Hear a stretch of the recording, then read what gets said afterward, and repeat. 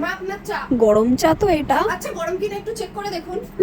বৌমা তুমি তাই বলে গরম চায় আমার আঙুলটা ঢুকিয়ে দিলে। বৌদি আমার এই কটা জামা কাপড় আছে, আর একটু কেচে দিও না। আমি জামা কাপড়ের সাথে সাথে মানুষও ভালো ধুতে পারি, ধুয়ে দেবো? মানে কি বলতে চাইছো তুমি? হ্যাঁ, যেটা শুনতে পেয়েছেন ওটাই বলেছি। আর বলবেন না, আমার বাড়িতে বৌমা মানেই তো মেয়ে। আমি তো মেয়ে করেই নিয়ে এসেছি আমার বৌমাকে। কোথায় মা?